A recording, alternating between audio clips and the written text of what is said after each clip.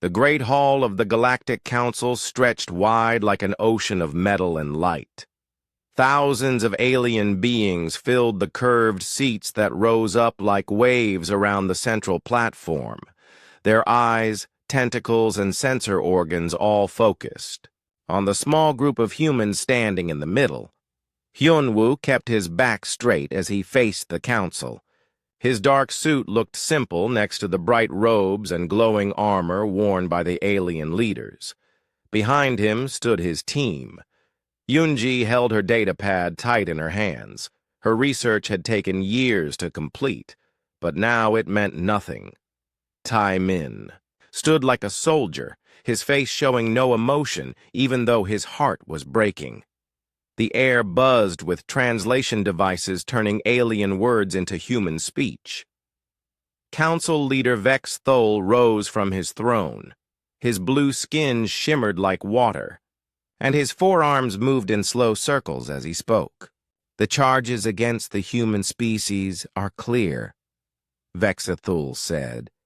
His voice echoed through the hall. You have broken the laws of civilized space. You have built colonies on worlds without permission. You have changed the climate of planets that belong to other species. You have shown that you cannot control your need to spread and grow. Hyunwoo stepped forward. We helped those worlds. We made them better places to live. You made them better for yourselves, Vexthul replied. You think only of your own needs. This is why humanity is dangerous. A creature with 6 legs and crystal skin stood up in the seats above. They breed too fast, it said in a voice like breaking glass. They want too much. They take what others need. They fight too much, added another alien that looked like a walking tree. They solve problems with violence. They cannot learn to live in peace. Yoonji felt anger rise in her chest. She had spent her life studying how to make dead worlds come alive. She had created new ways to grow food in space. She had helped save 3 alien colonies from disease. Now they called her work dangerous. We have made mistakes, Hyunwoo said. But we have also helped many species. We have shared our knowledge, freely. We have fought beside you against common enemies. Yes, Vexthul agreed. This makes you even more dangerous. You are not evil. You are unpredictable. A species that can do great good and great harm without knowing which they will choose. The galaxy cannot risk having such a species roam free. The hall fell silent. Even the translation devices stopped humming. Hyunwoo felt the weight of billions of human lives pressing down on his shoulders. Every person living on Earth, and the colony worlds was counting on him to find the right words. What do you want from us? He asked. Vexthul's 4 arms spread wide. The Council has decided. Humanity will leave civilized space. You will go beyond the outer rim into the region we call the Abyss. You will not return. You will not contact any Council species. You have 1 full cycle to gather your people and your ships. Taemin stepped forward, his hand moving toward his weapon. You cannot do this. We have rights under galactic law. You had rights, Vexthul said. The Council has voted to remove them. The decision is final. Yoonji looked around the great hall. Thousands of alien faces stared down at the humans. Some looked sad, others looked afraid. Many looked angry, but none of them spoke up for humanity. The Abyss will kill us, Yoonji said. Nothing comes back from there. You know this. We know, Vexthul replied. Perhaps your species will find a way to survive. You are very good at surviving. But you will do it far from the rest of us. Hyunwoo felt something cold settle in his stomach. These beings had been allies once. They had fought wars together. They had shared discoveries and celebrated peace treaties. Now they were sending humanity to die in the dark corners of space. Why? Hyunwoo asked. Why not just limit our expansion? Why not give us rules to follow? Why death? An alien that looked like a floating jellyfish drifted down from the upper seats. Its voice was soft but clear. Because you would not follow the rules. Your species does not know how to stop growing. You would promise to behave, and then you would break that promise. Not because you are evil, but because it is your nature. You are like a fire, added another creature. Fire gives warmth and light. Fire helps life grow. But fire also burns and destroys. The galaxy has decided it does not want to risk the burning. Taemin's hand was on his weapon now. Hyunwoo put a hand on his arm to stop him. Fighting here would only prove the council right. We will need time to prepare, Hyunwoo said. Our ships are not built for travel in the abyss. You have one cycle, Vexthul repeated. After that, any human ship found in council space will be destroyed. The Great Hall began to empty, as alien delegates filed out through dozens of exits. They spoke in hushed voices about trade agreements and mining rights. Already they were dividing up the space that humans would leave behind. Yoonji watched them, go with tears in her eyes. 40 billion people, she whispered. How do we move 40 billion people to the edge of nothing? We find a way, Taemin said. We always find a way.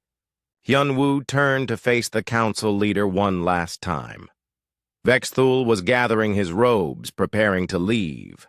The human ambassador's voice carried across the empty space between them. You will regret this decision, Hyunwoo said. More than any choice your council has ever made. Vexthul paused. His alien features showed something that might have been sadness. Perhaps. But we will be alive to regret it. That is what matters. The three humans walked out of the great hall together. Their footsteps echoed in the silence. Outside, their ship waited to take them back to Earth with the worst news in human history. As they flew away from the council station, Yoonji looked back at the massive structure. It was beautiful in its own way, like a crystal flower blooming in space. She had always loved coming here. It had represented the best hope for peace between species. What's the abyss really like? She asked. Taemin checked his data files. Dark matter storms, gravity wells that appear and disappear, and things that eat energy. The council calls them devourers. No one knows what they really are. Sounds like home, Hyunwoo said quietly. Yoonji looked at him in surprise. How can you say that? Hyunwoo smiled, but it was not a happy smile. Because humans have always lived in dangerous places. We started in caves, hiding from creatures that wanted to eat us. We crossed oceans in wooden boats. We went to the moon in tin cans. Every place we have ever lived has tried to kill us, and we are still here. This is different, Yoonji said. This is exile. No, Hyunwoo replied, watching the stars stream past their ship. This is an opportunity. The council thinks they are sending us to die. They are wrong. They are sending us to become something new. Behind them, the council station grew smaller and smaller until it was just another point of light among the stars. Ahead lay the long journey home and the impossible task of moving an entire species to the edge of known space. But for the first time since the trial began, Hyunwoo felt something other than despair. He felt curious about what humans might become when they had nothing left to lose. The Exodus fleet stretched across space like a silver river. Millions of ships carried everything humanity owned toward the edge of known space. Cargo vessels packed with machines and supplies flew next to passenger ships full of families. Military escorts watched the borders while science ships scanned ahead for danger. Captain Jin Ho stood on the bridge of the exploration vessel, Dawn's Edge. Through the main window he could see the boundary of the abyss approaching. It looked like a wall of black fog that swallowed stars. His crew worked quietly at their stations, checking and double-checking their equipment. "How much further?" Jin Ho asked. 2 hours until we cross the boundary," replied his navigator. "The main fleet is 6 hours behind us." Jin Ho nodded. The exploration ships would go first to find safe paths for the families following them. It was dangerous work, but someone had to do it. He thought about his own family on one of the passenger ships. His wife and 2 children were counting on him to find them a new home. In the engineering section, So Young worked on the ship's shields. She had spent months redesigning the power systems for travel in the abyss. The dark matter storms would drain energy faster than normal space. The gravity wells could crush a ship if the engines failed. "Try the new configuration," she told her. "Team." The lights dimmed as power flowed into the experimental shield array. Numbers flashed on her screen, showing energy levels and field strength. Everything looked good, but she knew theory and practice were different things. "Captain," called, the science officer. "We are picking up strange readings ahead."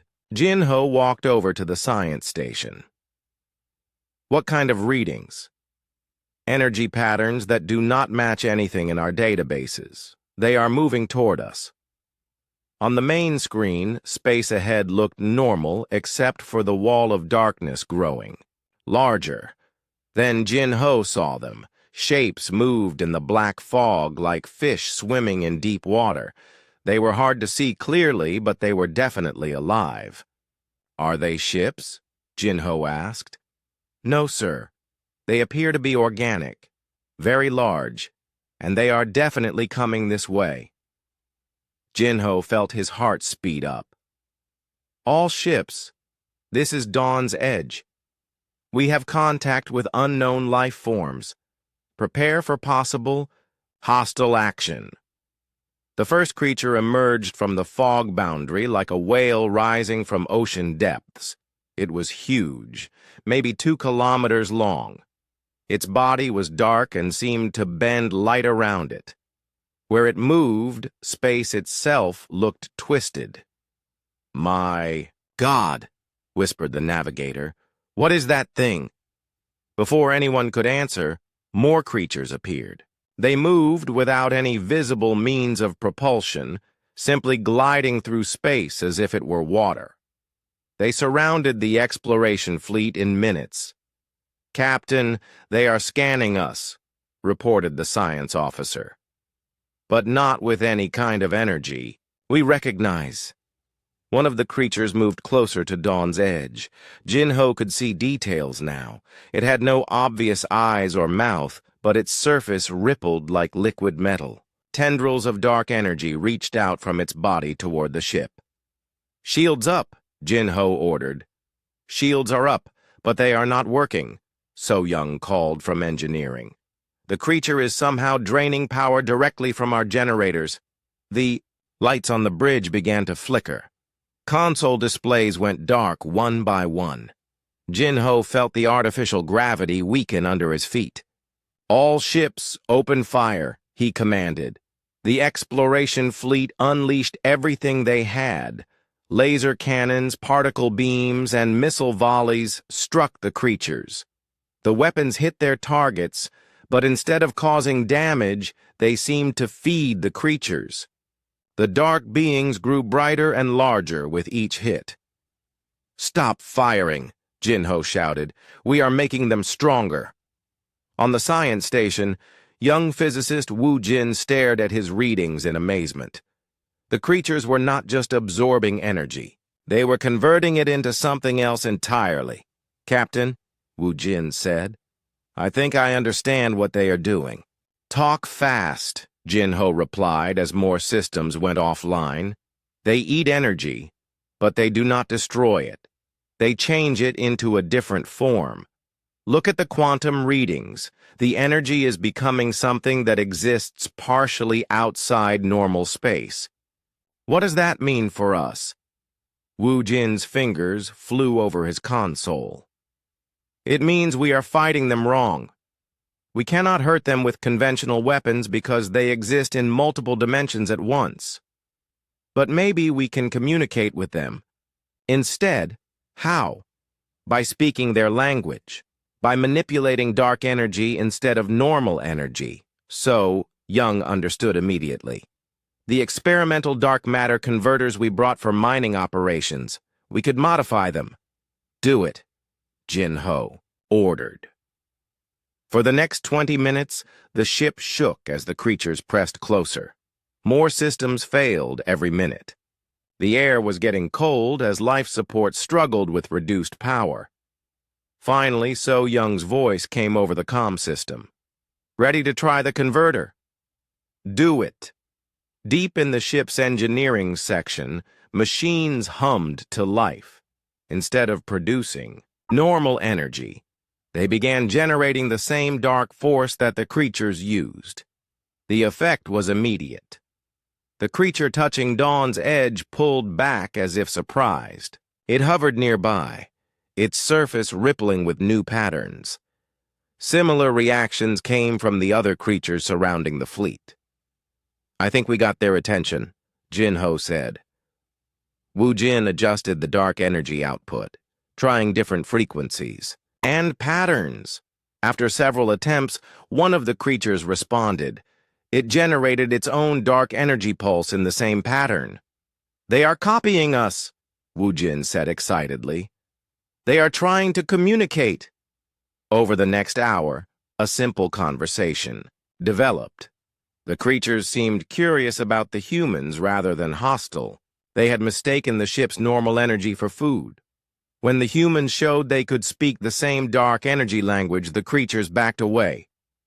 "Captain," called the navigator, "the main fleet is approaching the boundary." Jin-Ho looked at the mass of human ships following them into the abyss. Millions of people trusting him to keep them safe. The creatures around his ship had not attacked, but they had not left either. "Send a message to all ships," Jin-Ho decided. "New protocols for abyss travel. All energy weapons are forbidden. We will rely on dark matter systems only, and we need to learn to speak to our new neighbors." As the human fleet crossed into the high abyss, the creatures followed alongside them. They seemed curious about these strange visitors who could learn their language so quickly. For the humans, it was the beginning of a new chapter. They were no longer citizens of civilized space. They were explorers in a realm where the laws of physics worked differently. So Young worked through the night modifying more ships with dark energy systems. Wu Jin studied the creatures, learning how they moved through space without conventional propulsion. Jin-Ho planned routes that would keep the fleet safe from the worst gravity storms. "Sir," the science officer reported as they traveled deeper into the abyss. "Long-range sensors show structures ahead. Artificial structures." "What kind of structures?" "Unknown. But they are big. Bigger than anything the Council species ever built." Jin-Ho looked out at the wall of darkness ahead. Somewhere in that black fog were ruins of a civilization that had lived in the abyss before humans arrived. The creatures swimming alongside his ship might be the guardians of those ruins, or they might be all that remained of the builders. "Set course for the structures," Jin-Ho ordered. "Time to see what the abyss has been hiding." Behind him, millions of human ships followed their captain into the unknown. They had been exiled from civilized space, but they were beginning to realize that the abyss might hold wonders that the Galactic Council never imagined. The journey into darkness had begun, but it was not a journey toward death. It was a journey toward transformation. 5 years had passed since humanity entered the abyss, and the changes were beyond anything the Galactic Council could have imagined. Min-Su walked through the corridors of New Haven Station without making a sound. His feet passed through the metal floor like it was made of water, but when he wanted to be solid, he was solid. The ability had started small, a tingling in his fingers when he touched certain materials. Then his hand passed through a door panel during a repair job. Now he could phase through almost anything when he concentrated. The doctors called it quantum entanglement with the abyss itself. Another patrol report, Hiren said as she materialized beside him. Her arrival was like watching shadows gather into the shape of a person. She led the Abyss Rangers, humans who had learned to move through the dark spaces between stars. "What did you find?" Min-Su asked. "3 more devouropods responding to our calls. They are willing to help protect the outer settlements in exchange for energy feeds." Min-Su nodded. The relationship with the Devourers had grown from simple communication to real partnership. The ancient creatures were lonely after eons of swimming through empty space. Humans offered them friendship and purpose. In return, the Devourers shared their knowledge of the abyss. They walked together toward the command center, their forms sometimes solid, sometimes translucent. Other station workers moved aside respectfully. The void touched were different from normal humans now. They could survive in pure vacuum, see across multiple dimensions, and travel instantly through dark matter streams. The command center occupied the heart of New Haven Station. Screens showed the locations of dozens of human settlements scattered through the abyss. Some were built inside pocket dimensions. Others drifted in the space between gravity wells. All of them thrived in ways that would have killed normal humans. "Any word from the outer scouts?" Hiren asked the duty officer. "Movement detected near the old boundary. Could be a council ship." Min-Su and Hiren exchanged glances. The Galactic Council had not tried to contact humanity since the exile. Most humans assumed the aliens thought they were dead. "I will check it out," Min-Su said. He walked to the transport pad and felt the familiar pull of the void. Reality blurred around him as he stepped sideways through dimensions. Space folded, and suddenly he was floating in the darkness near the edge of human territory. The scout ship was small and clearly from the Council fleet. Its hull showed burn marks from passage through dark matter storms. The crew inside was probably running on emergency power and praying their shields would hold. Min-Su drifted closer, his body invisible to the ship's sensors. Through the hull, he could see 3 beings working frantically at their controls. They looked terrified and lost. Their ship was badly damaged and barely functioning. He materialized on their bridge without warning. The 3 aliens screamed and fell backward from their stations.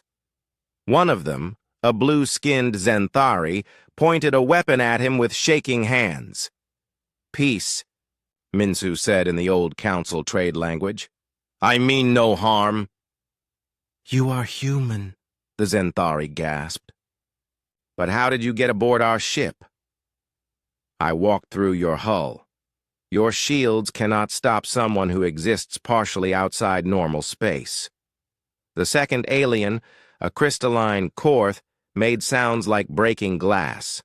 Its translator rendered the words impossible. Humans cannot manipulate dimensional barriers. "We learned," Min-Su replied simply. He looked at their displays and saw the extent of their problems. Hull breaches, failing life support, and navigation systems that could not cope with abyss conditions. They would be dead within hours. Why are you here? Minsu asked. The third alien, a tree-like Silvani, swayed as it spoke. Our worlds are dying. Something is wrong with space itself. Reality tears open and swallows our cities. We came looking for help. Minsu felt something cold in his stomach. What kind of tears? Holes in space that lead to nowhere. They appear without warning and grow larger every day. Nothing we do can stop them. The Zenthari lowered his weapon slowly. The Council knows. Humans survived. Our long-range scanners detected energy signatures from this region. They sent us to investigate. And to ask for help, the Korth added, though they did not expect to find us asking humans for aid. Minsu studied their faces. These beings represented species that had voted to exile humanity. Now they came begging for help from the people they had tried to kill. Wait here, he told them. I will return. He stepped sideways through dimensions again, leaving the confused aliens alone on their dying ship. Within minutes, he was back at New Haven Station, explaining the situation to the command staff. Reality tears? The station commander asked. That sounds like dimensional cascade failure. Hyarin nodded grimly. We have seen it before, in the deep abyss. It happens when someone tries to manipulate space-time without understanding the consequences. Could the Council species have caused this themselves? Minsu asked. Very likely. They use a lot of exotic matter mining and artificial gravity manipulation. If they went too far, the commander made his decision quickly. Bring the scouts to the station, treat their injuries and fix their ship, then send them back with a message. What message? Tell the Council that humanity remembers their exile. Tell them we have become something new in the darkness they sent us to. And tell them that if they want our help, they will have to ask properly. Minsu returned to the scout ship and found the aliens huddled together in fear. Their ship's life support was failing, and they knew they were going to die. Come with me, he said. Where? To safety. But you will have to trust me. The Zenthari looked at his companions and then back at Minsu. We have no choice. Minsu extended his hands and felt the familiar tingle of void energy. The three aliens gasped as his power surrounded them, pulling them into the space between dimensions.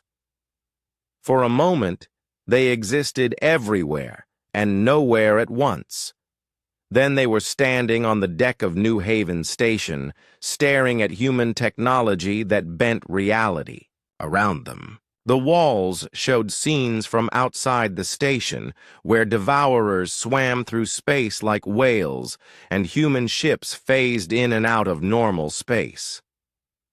This is impossible, the Korth whispered. 5 years ago, yes, Hyarin said as she approached them. Now it is just Tuesday. The aliens stared at her in shock. She looked human, but shadows moved under her skin like living things. Her eyes reflected the depth of space itself. You are not the same species that was exiled, the Silvani said. No, Hyarin agreed. We are what humans become when you strip away everything except the will to survive. Over the next few days, the aliens learned about the new humanity. They saw cities built in pocket dimensions where families raised children who could walk through walls. They watched human engineers repair reality tears with tools that existed in 11 dimensions. They met devourers who had become friends and allies instead of mindless beasts. How? The Zenthari asked. How did you change so much? Necessity, Minsu replied. The abyss does not allow weakness. Adapt or die. We chose to adapt. When their ship was repaired, the aliens prepared to leave. The Zenthari captain looked back at the human station with something like awe. What should we tell the council? Hyrin smiled. But it was not entirely human anymore. Tell them that the children they abandoned have grown up. Tell them we learned to play with forces they cannot imagine. And tell them that if they want to survive what is coming, they had better start being polite. The scout ship departed, carrying news that would shake the foundations of galactic civilization. Behind them, New Haven Station continued its slow drift through the abyss, one bright spot in an ocean of darkness where humanity had found its true home. Minsu watched the ship disappear and felt proud of what his species had become. They were no longer the aggressive, unpredictable humans that the council had feared. They were something far more dangerous, humans who had learned to thrive in impossible places. The Kaveth Empire had ruled 1,000 worlds for 10,000 years. Their crystal cities rose like mountains from purple plains under twin suns. Their technology could move planets and create new stars. They were the most powerful species in the Galactic Council, and they were dying. Admiral Kang Min watched from the bridge of his ship as another Kaveth world fell to the spreading darkness. The null zone appeared without warning, a sphere of absolute nothing that consumed everything it touched. Buildings, people, even light itself vanished into the growing void. "How many evacuated?" he asked his aide. "Perhaps half the population. The rest are simply gone." Kang Min nodded slowly. The null zones had started appearing 6 months ago on the outer Kaveth colonies. At first, the Empire thought they could contain the problem. They sent their best scientists and most powerful warships. Nothing worked. The zones continued to spread. Behind him, Yuna materialized from shadow like smoke becoming solid. Her transformation was more complete than most humans. She could exist in multiple dimensions at once, seeing and hearing things that happened light years away. "The Kaveth are requesting emergency aid from the Council," she reported. "They are finally admitting they cannot solve this alone." "Are we going to help them?" Yuna's smile was cold. "We are going to watch and learn. This is what happens when species play with forces they do not understand." Through the ship's sensors, they observed the Kaveth fleet trying desperately to stop a new null zone from forming. Massive energy weapons fired into the growing darkness. Gravity manipulators tried to collapse the space around it. Nothing worked. If anything, their attacks seemed to make the zone grow faster. "They still think in terms of force," Kang Min observed. "More power, bigger weapons, stronger shields." "It is how the Council has always solved problems," Yuna agreed. "They never learned that some things cannot be defeated, only understood." On the planet below, Kaveth cities emptied as the null zone expanded. Millions of beings fled in ships and transport pods. The lucky ones reached orbit before the darkness swallowed their homes. The unlucky ones simply ceased to exist. Kang Min remembered when the Kaveth had voted for humanity's exile.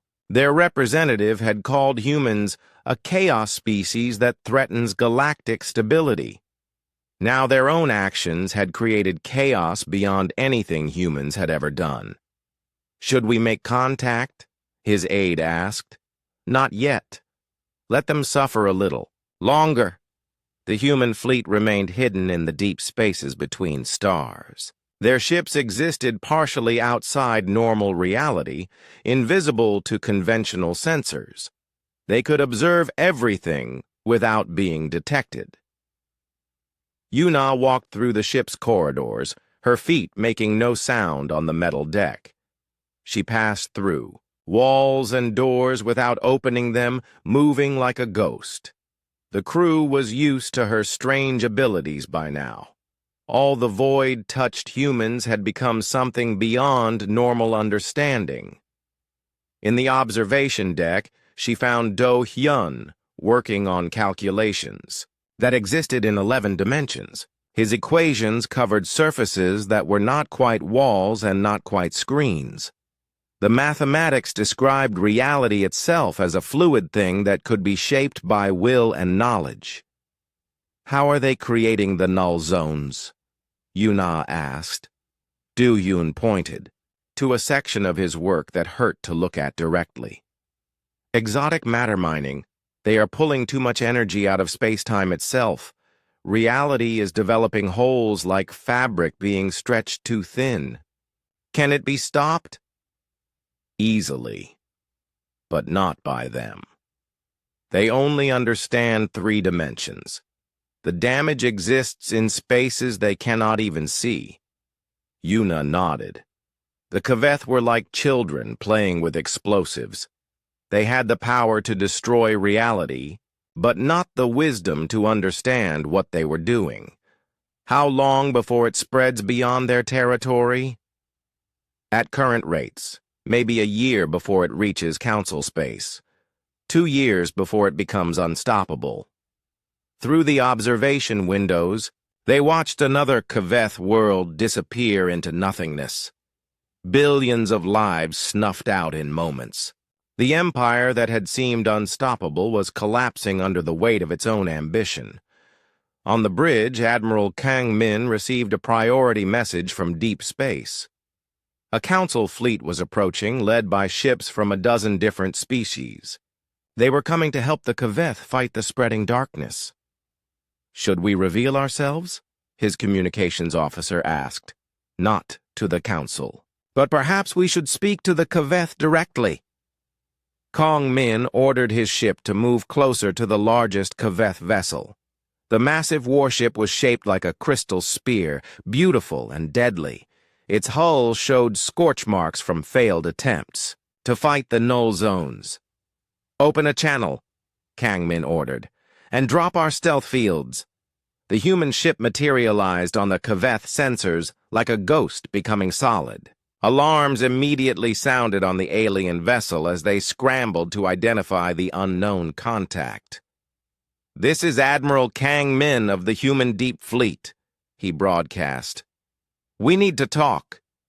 The response came quickly, full of shock and disbelief.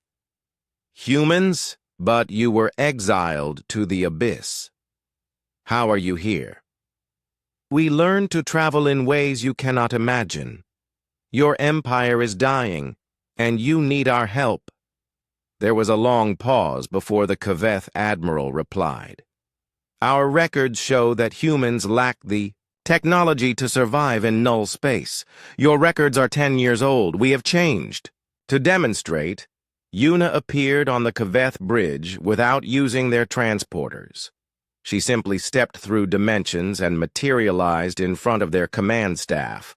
The aliens fell back in terror as shadows moved around her like living things. "Your mining operations are tearing holes in reality," she said calmly. "Every world you lose makes the problem worse. Soon it will spread beyond your territory and consume the entire galaxy." The Kaveth admiral was a proud being who had conquered star systems and commanded fleets, but faced with a human who could walk through solid matter, his voice shook with fear. "How do we stop it?" "You cannot, but we can." Yuna gestured, and for a moment the bridge windows showed a view that existed in multiple dimensions. The Kaveth crew could see the null zones as they really were.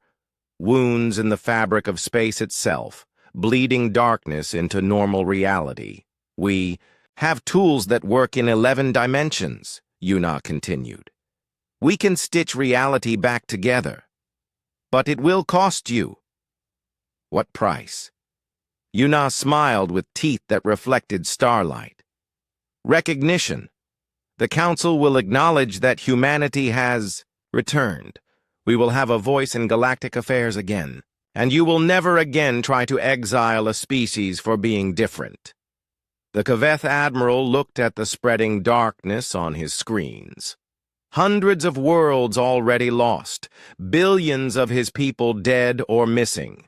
The choice was obvious. I will contact the Council immediately. Do that. But remember, you are not negotiating with the humans you exiled. We are something new now, something that learned to thrive in the places you feared to go. Yuna stepped back into the shadows and vanished, leaving the Kaveth to contemplate the impossible. Humanity had returned from exile, but they had not returned as supplicants. They had returned as masters of forces that the Council could not comprehend. On his ship, Admiral Kang Min watched the Council fleet arrive to help fight an enemy they could not understand. Soon they would learn that the solution lay not in their advanced technology, but in asking for help from the species they had tried to destroy. The balance of power in the galaxy was about to shift, and humanity held all the cards. Council leader Vex Thul had not slept in 3 days. The reports flooding his office painted a picture of galactic catastrophe beyond anything in recorded history. The Kaveth Empire had lost 47 worlds to the null zones. The Zephyrian Republic's artificial suns were failing one by one. The Korth Collective's hive mind was fragmenting as reality tears disrupted their mental networks. He stood at the window of his office, looking out at the Council Station's massive rings rotating in space. 10 years ago, this place had represented the pinnacle of galactic civilization. Now it felt like the command center of a sinking ship. "Sir," his aide announced, "the human representative has arrived." Vex Thul turned from the window, his arms moving nervously. He had not seen a human since the exile. Part of him had hoped never to see one again. The door opened, and Hyunwoo walked in. Vex Thul gasped and took a step backward. The human looked like the same man who had stood trial 10 years ago, but his eyes had changed. They reflected the depth of space itself, holding depths that seemed to go on forever. When he moved, shadows moved with him, bending the light in ways that hurt to watch. "Council leader," Hyunwoo said politely, "thank you for agreeing to see me." "You look..." Vex Thul struggled for words. "Different. 10 years in the abyss changes a person. Or in our case, it changes an entire species." They sat across from each other at the same table where humanity's exile had been decided. Vex Thul noticed that Hyunwoo cast no shadow and sometimes seemed translucent around the edges. "The Kaveth say you can stop the null zones," Vex Thul said. "We can. The question is whether we will. You would let billions die to make a point?" Hyunwoo's expression did not change. "You sentenced 40 billion humans to death when you exiled us.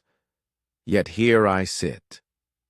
Perhaps you should consider why we survived when you expected us to die." Vex Thul's blue skin shifted to a darker shade.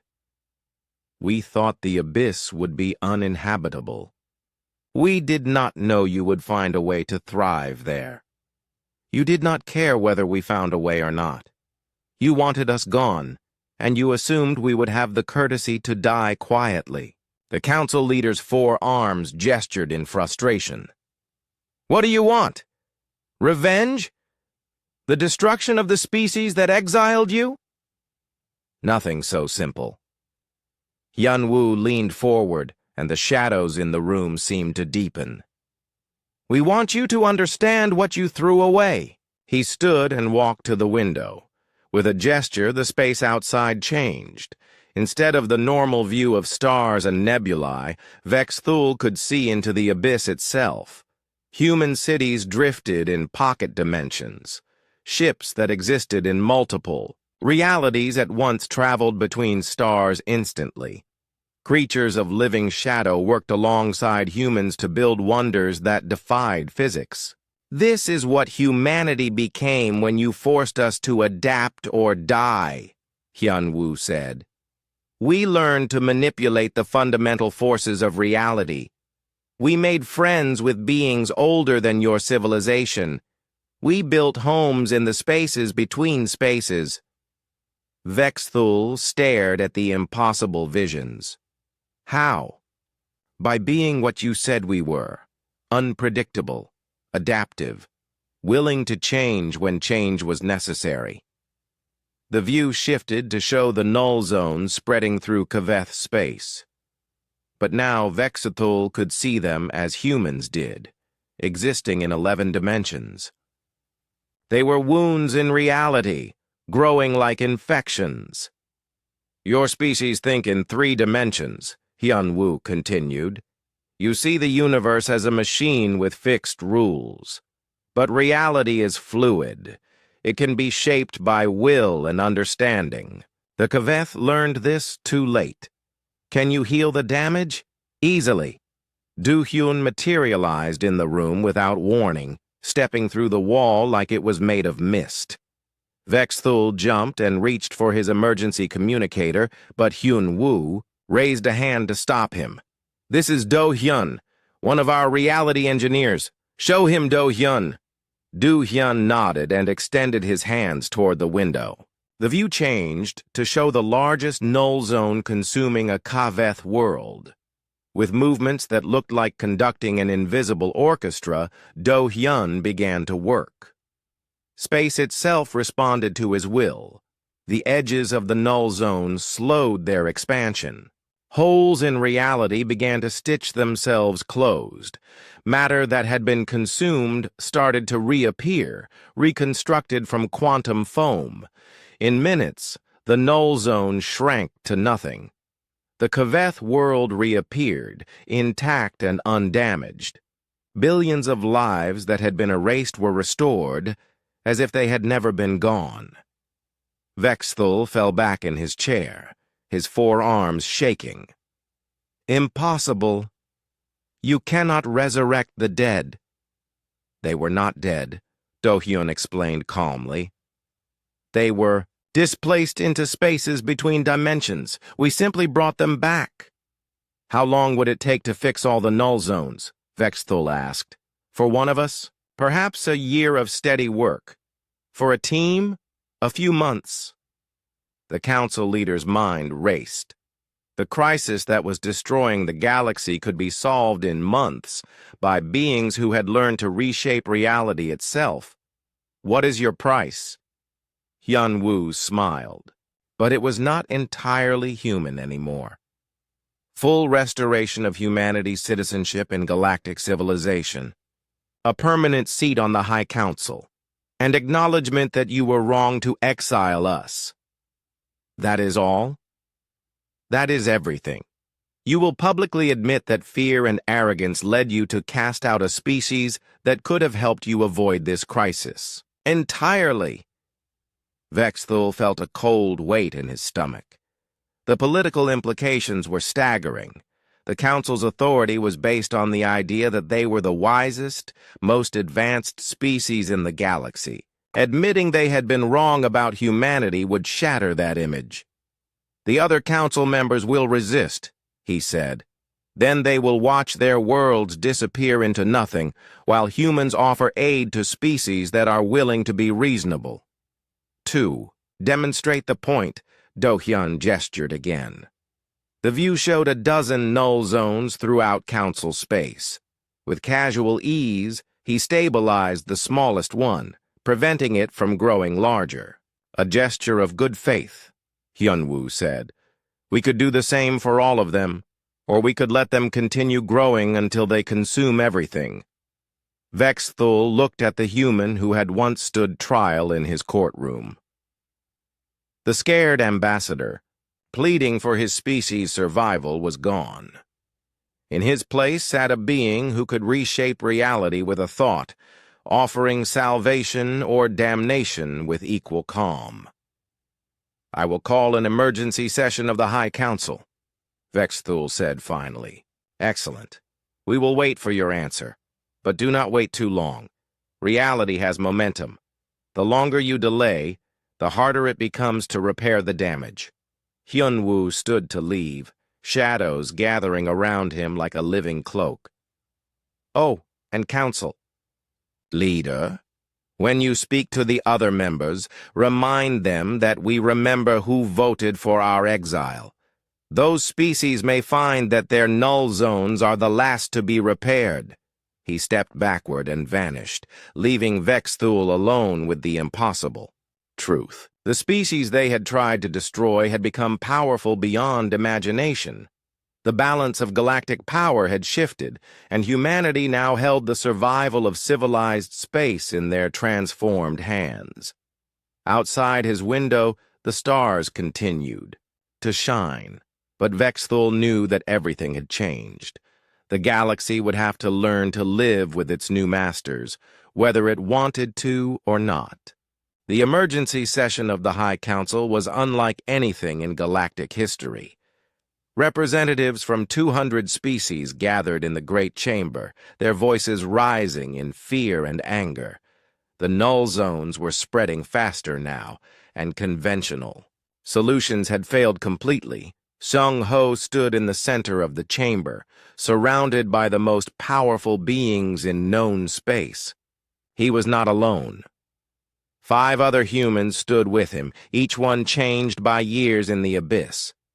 Together they represented the Council of Abyss Masters who had learned to think in 11 dimensions. "The situation is simple," Sung-Ho said, his voice carrying easily through the vast space. "Your reality is breaking apart because you do not understand what reality is."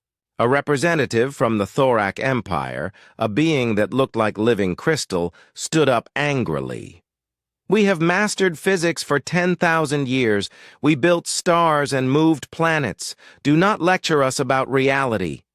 Sung-Ho smiled with patience that seemed infinite. "You built things within the 3 dimensions you can see, but reality exists in 11 dimensions.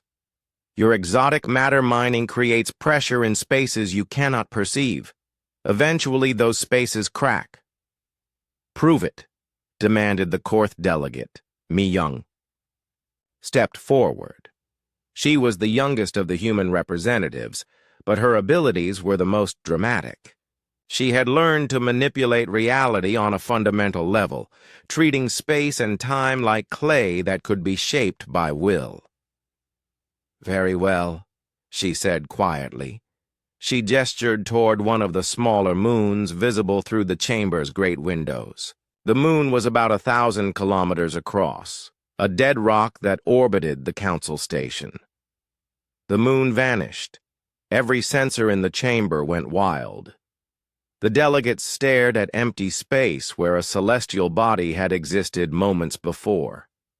Emergency. Alarms began sounding as traffic control tried to figure out where a moon-sized object had gone. "Where is it?" the Thorak representative demanded, his crystal form flickering with agitation. "Displaced into the 7th dimension," Mi-young replied calmly. "It is perfectly safe. Observe." The moon reappeared exactly where it had been. Sensors confirmed that it was unchanged, down to the smallest detail. Mi-young had moved a 1,000-kilometer object through higher dimensions as easily as picking up a small stone. The chamber fell silent. The technological achievement they had just witnessed was beyond anything in their databases. No known science could move matter through dimensions that did not exist in normal space. "How?" whispered the delegate from the Zephyrian Republic. "By understanding that your science is based on incorrect assumptions," Sung-Ho explained. "You see the universe as a machine with fixed rules, but rules can be changed by beings who understand the underlying code. Another human stepped forward. This was Jae-sung, who had become humanity's prime coordinator. His role was to speak for all humans when dealing with other species. "The crisis facing your civilizations is accelerating," Jae-sung said. "Our long-range scans show that null zones will consume the Zephyrian capital system within 6 months. The Korth Collective will lose cohesion within a year. Without intervention, civilized space will become uninhabitable within 2 years. Then help us," pleaded the Zephyrian delegate. "We are prepared to help, but our assistance comes with conditions." Jae-sung gestured, and the air above the delegates shimmered. Images appeared showing the scope of the crisis. Null zones spread, like cancer through space, consuming everything in their path. Entire star systems simply cease to exist. First, humanity will be granted full citizenship in galactic civilization, with a permanent seat on the High Council. Second, the exile decree will be formally revoked and declared unlawful. Third, human colonies will be established in 17 systems of our choosing. The Thorak delegate's crystal form flared brighter. "You are demanding control of the galaxy. We are demanding recognition of what we have become," Jae-sung replied. "You exiled us to die. Instead, we evolved. Now we offer to save civilizations that wanted us destroyed." "What if we refuse?" asked the representative from the Sylvani Confederacy. In Young, the creator of interdimensional arc ships, smiled sadly. "Then we will save who we can and let the rest perish. We have the ability to evacuate entire populations to safety in the abyss. We do not need your civilization to survive." To demonstrate this claim, she activated a holographic display showing the interior of one of her arc ships. The vessel existed partially outside normal space-time, capable of holding millions of beings in perfect safety. Entire ecosystems thrived within its halls, sustained by technologies that bent reality around them. We could evacuate every child, every artist, every scientist worth saving, In Young continued. We could preserve the best of your cultures, while letting your governments collapse under the weight of their own mistakes. The threat was delivered with complete calm, but its implications terrified the delegates. Humanity could cherry-pick the survivors of galactic civilization, leaving the power structures to crumble. Council Leader Vexathul spoke for the first time since the session began. How do we know you will keep your word? How do we know you will not simply let us die once you have what you want? Sung-ho's expression grew serious. Because, unlike you, we do not abandon our allies. When humanity was exiled, we remembered who voted for our destruction and who argued for mercy. Those who showed compassion will be helped first. Those who demanded our death will be helped last. He gestured again, and the display showed the current locations of null zones throughout the galaxy. Most were in the territory of species that had voted for human exile. A few were in the space of species that had opposed the decision. We have already begun stabilizing the zones in Altarian space, Seung-ho revealed. The Altarians were the only species to vote against our exile. They will suffer no further losses. The Altarian delegate, a being of pure energy contained in a crystalline shell, shimmered with surprise. You helped us without asking for payment? We remember our friends, Sung-ho said simply. The message was clear. Humanity had the power to save or damn entire civilizations based on how those civilizations had treated them in the past. It was not revenge exactly, but it was justice on a cosmic scale. We need time to consider your terms, Vexthul said. Time is a luxury you do, not possess, Jae-sung replied. Every day you delay, more null zones form. Reality has momentum. The longer the damage continues, the harder it becomes to repair. Mi-young stepped forward again. To encourage quick decision-making, we offer a demonstration. She closed her eyes and extended her consciousness across light years of space. Every delegate in the chamber felt a strange pressure, as if reality itself was holding its breath. Then she began to work. Across the galaxy, the largest null zone in Kaveth space began to shrink. The wound in reality stitched itself closed as Mi-young repaired the fundamental damage to space-time. Billions of lives that had been erased were restored. Entire worlds reappeared as if they had never been gone. The demonstration took 3 hours. When it was finished, Mi-young opened her eyes and smiled. "One down," she said. 47 to go. The chamber erupted in chaos as delegates realized they had just witnessed the resurrection of an entire star system.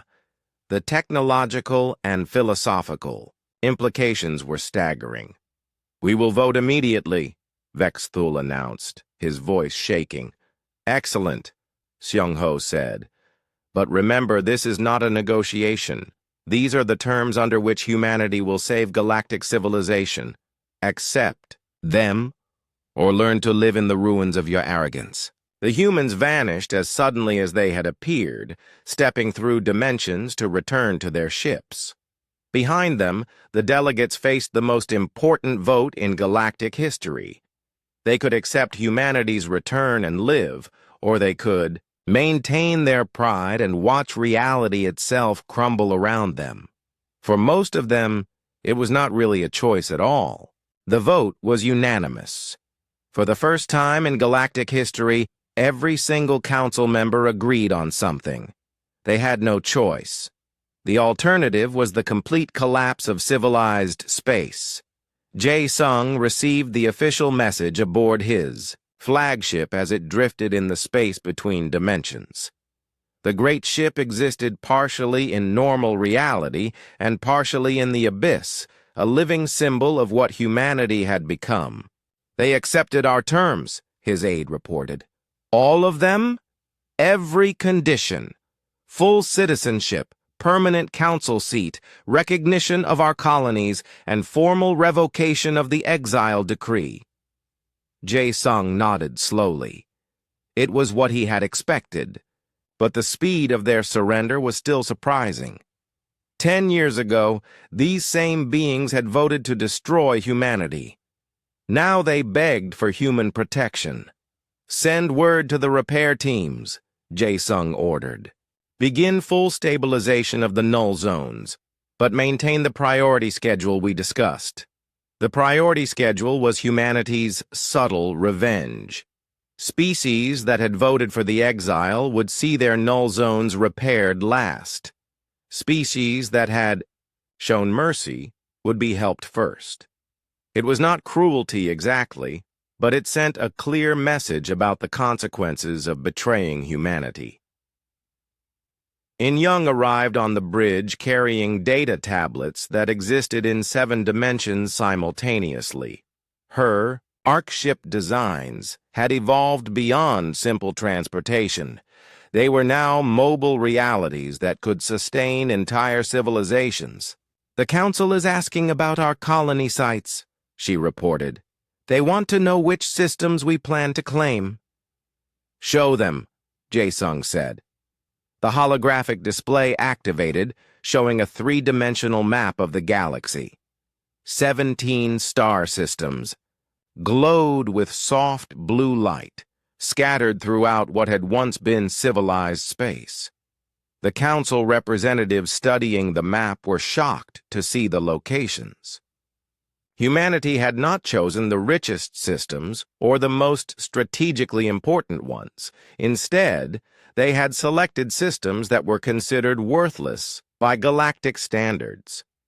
"These are all dead systems," the Zephyrian delegate transmitted. "No habitable worlds, no valuable resources." "Why would you want them?" Jae-sung smiled as he replied to their transmission. Because we do not need what you call valuable. We make our own resources. We create our own habitable space. We build homes in the void itself. To demonstrate this point, In Young activated recordings from their newest colony. The system contained only a dying red star and 3 barren planets. But humans had built a thriving city in the space between the planets, sustained by energy, drawn directly from the quantum foam. The city was beautiful in a way that hurt to look at directly. Buildings existed in multiple dimensions at once, their architecture following rules that no council species understood. Gardens bloomed in vacuum, fed by controlled manipulations of reality. Children played in parks where gravity flowed like water and time moved in spirals. This is what we can do with a dead system, Jae-sung explained. Imagine what we could do with the galaxy if we chose to remake it entirely. The implications terrified the council members. If humanity could create thriving colonies in worthless systems, what did they need the rest of galactic civilization for? The answer was becoming clear. They did not need it at all. They were offering to save it out of something that might have been mercy. Over the following months, human teams worked steadily to repair the reality damage. Mi Young led the efforts in Kaveth space, stitching closed the largest tears in space-time. Do-hyun worked on the failing artificial suns in Zephyrian territory, teaching their fusion cores to burn in 11 dimensions. Sung-ho coordinated repairs to the Korth Collective's hive mind networks, creating quantum links that could not be disrupted by dimensional instabilities. But it was not simply repair work. The humans were remaking galactic civilization according to new principles. Your old technology was based on force, Do-hyun explained to a gathering of Zephyrian engineers. You conquered physics through brute strength, but reality responds better to cooperation than domination. He demonstrated by approaching a failing star that the Zephyrians had tried to repair with massive energy injectors. Instead of forcing more fuel into the fusion core, Do-hyun simply asked the star what it needed. The conversation took place in languages of quantum probability and gravitational waves. Within hours, the star began burning brighter and more efficiently than it had in millennia. It would continue to shine for billions of years, sustained by its own willing participation in the cosmic dance. "How do you talk to a star?" one of the engineers asked in amazement. "Everything has consciousness at some level," Do-hyun replied. "Stars, planets, even space itself. Your species forgot this truth when you became obsessed with control. We remembered it when we learned to live in the abyss." Similar transformations were happening throughout the galaxy. Human engineers worked alongside aliens to rebuild their civilizations, but the new technologies followed human principles. Cooperation instead of domination. Harmony instead of conquest. Understanding instead of force. The changes went beyond technology. The social structures of galactic civilization were evolving as well. The rigid hierarchies that had dominated council politics for millennia began to break down. Species that had never been allowed to speak in the Great Chamber found their voices heard and respected. The old system of might makes right was replaced by something more flexible and inclusive. "We are creating a new kind of galactic order," Jae-sung explained to the reformed High Council. "One based on wisdom rather than power. One that recognizes the value of all conscious beings, regardless of their species or technology level." Vexthul, still serving as council leader but now, with greatly reduced authority, struggled to understand the new paradigm. How do you resolve conflicts without force? How do you maintain order without hierarchy? By helping everyone get what they need instead of fighting over who gets what they want, Jae-sung replied. Scarcity is an illusion when you can manipulate matter and energy at the quantum level. There is enough for everyone if you know how to create it. To prove this point, In-young began constructing massive habitat rings around dead stars throughout the galaxy. Each ring could support billions of beings in perfect comfort, with environments tailored to any species' needs. The materials came from manipulated quantum foam. The energy came from tapping the fundamental forces of reality itself. Free homes for any species that wants them, In-young announced. No payment required, no political strings attached, just places to live and grow and dream. The offer was stunning in its generosity. For the first time in galactic history, a species with overwhelming power was using it to help others rather than conquer them. But there were conditions, subtle but firm. The new galactic order would follow human principles. Violence would be discouraged.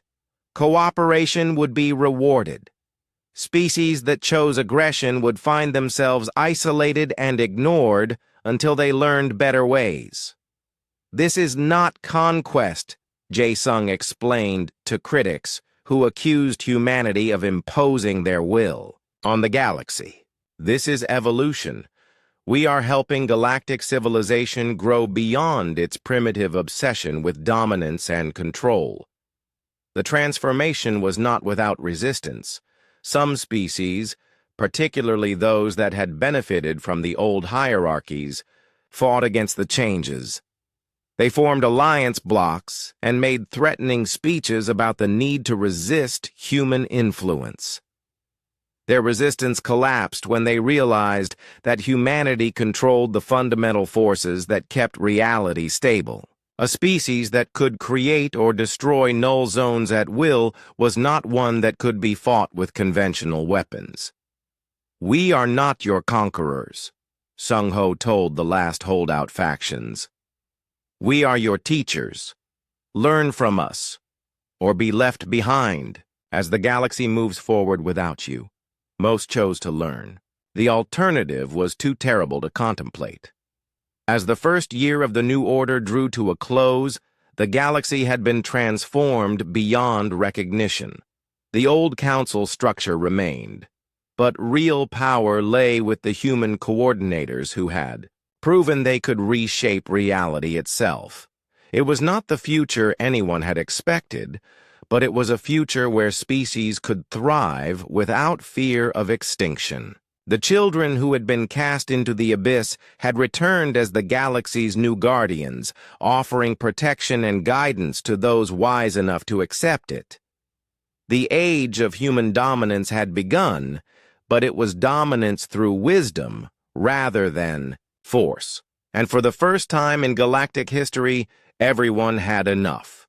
20 years had passed since humanity's return from the abyss, and the galaxy was unrecognizable.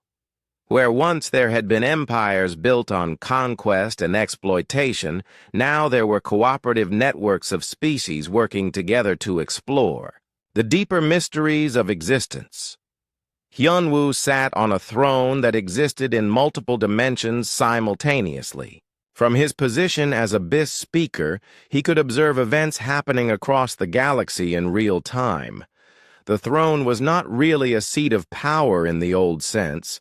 It was more like a monitoring station that allowed him to coordinate the vast network of human reality shapers working throughout civilized space. Report from the outer colonies, his aide announced, her voice echoing from several dimensions at once. The Vegan settlers have successfully established their first reality anchor.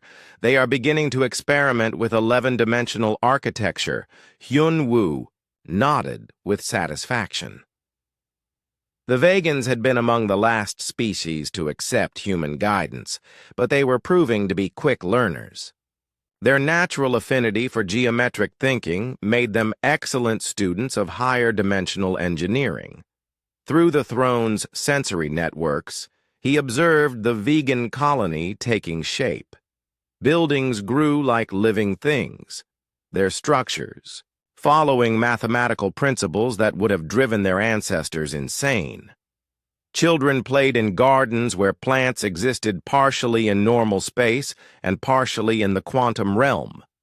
Any problems with the integration? Hyun-woo asked. Some resistance from older vegans who prefer traditional architecture, but the younger generation is adapting well to multidimensional living. This was the pattern throughout the galaxy. Older, beings who remembered the time before humanity's return often struggled with the new realities, but children born into the transformed galaxy accepted miracle as normal. They learned to walk through walls before they learned to walk through doors. They played games that spanned multiple dimensions and thought nothing of it. Yun-ji materialized. Beside the throne, her form shifting between solid matter and controlled energy. Her research into void sciences had unlocked technologies that made the old council's greatest achievements look like primitive tools. The terraforming project in the Centauri desolation is complete, she reported. We have successfully converted a dead zone spanning 3 star systems into habitable space. How long did it take? 4 days. We could have done it faster, but we wanted to give the local space-time a chance to adjust gradually. 4 days to transform 3 star systems. Hyun-woo remembered when such a project would have taken the old council centuries if they could have accomplished it at all. Now it was routine maintenance for human reality engineers. What about the deeper projects? He asked. Yoonji's expression grew more serious. We have confirmed the existence of the architects. This was news that made even Hyun-woo pause. The architects were the theoretical builders of the universe itself, beings of such advanced development that they existed outside normal reality entirely. Humanity's growing mastery of 11-dimensional physics had finally allowed them to detect traces of these cosmic engineers. Where? Everywhere and nowhere. They exist in the spaces between the dimensions we can perceive, but Do-hyun thinks he has found a way to communicate with them. The implications were staggering. If humanity could make contact with the architects, they might learn the fundamental secrets of creation itself. They might discover how to build new universes or repair damage to the cosmic structure. Proceed carefully, Hyun-woo advised. We have learned much, but we are still children compared to beings that old. Through the throne's networks, he felt a subtle shift in the galactic balance. Timon's descendants were reporting unusual activity in the border regions where reality became thin. Something was moving in the deep spaces between dimensions. Something vast and ancient. Speaking of children, Yoonji said with a smile, the first generation of void-born humans is reaching adulthood. These were humans who had been born and raised entirely in the abyss, never experiencing normal space-time. Their abilities went far beyond anything the exiled generation had achieved. They could reshape matter with thought, travel instantly across galactic distances, and perceive the universe in ways that had no names. How are they adjusting to contact with other species? Better than expected. They seem to understand instinctively that other beings are limited to 3 dimensions. They are very patient teachers. This was crucial for the future of galactic civilization. As amazing as the exile generation's achievements were, they were still fundamentally human in their thinking. The void-born represented something entirely new, a bridge between humanity and the cosmic forces they had learned to manipulate. A priority signal reached the throne from the galactic core. Hyun-woo expanded his consciousness to investigate and found council leader Vexthul requesting an audience. The old alien had aged visibly in the past 20 years, his blue skin now showing silver patches of stress.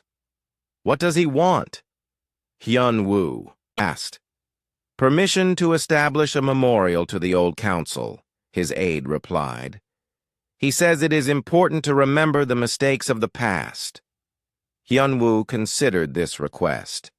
The old council structure had been completely dismantled, replaced by cooperative networks that served the needs of all species. But there was wisdom in remembering how easily civilizations could fall into patterns of fear and exclusion. Approved. But make sure the memorial includes the full story, not just the council's achievements, but also their failures. Future generations should understand how close we came to galactic collapse.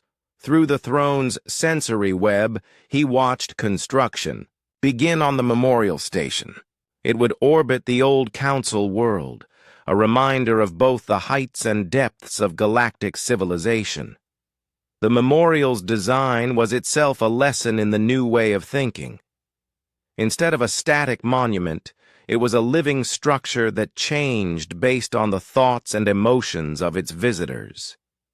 Those who came seeking to glorify the past would see the council's failures highlighted.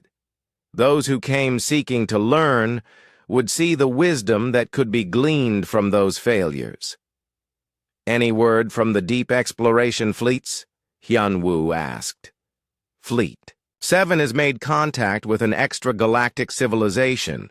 Preliminary reports suggest they are facing a reality crisis similar to what we experienced 20 years ago." This was not entirely unexpected. As humanity's understanding of cosmic mechanics had grown, they had realized that reality instabilities were a common problem for species that advanced too quickly without developing wisdom. The universe was full of civilizations that had learned to manipulate matter and energy without understanding the deeper consequences. "Prepare a relief expedition," Hyun-woo decided. "We will offer them the same choice we offered the council. Learn to think in 11 dimensions, or watch their reality collapse." What if they refuse? Then we evacuate who we can and let their civilization learn the hard way. We cannot force wisdom on those who choose ignorance. As the galactic day cycle continued, reports flowed in from thousands of worlds where human-guided projects were reshaping reality itself. Dying stars were being taught to burn more efficiently. Barren worlds were being seeded with self-sustaining ecosystems that existed partially in other dimensions. Space itself was being structured to support new forms of life that had never evolved naturally. But perhaps the most important changes were happening in the minds of the galaxy's inhabitants. Species that had spent millennia fighting over resources were learning to create abundance through cooperation. Beings that had viewed the universe as a hostile place to be conquered were discovering that reality responded better to partnership than domination. "The children are the key," Yoonji observed as she prepared to return to her research. "The old generation can learn our techniques, but they still think in the old patterns. The children born into the new reality will be the first truly galactic citizens." Hyun-woo agreed. He had watched his own species transform from aggressive colonizers to cosmic gardeners.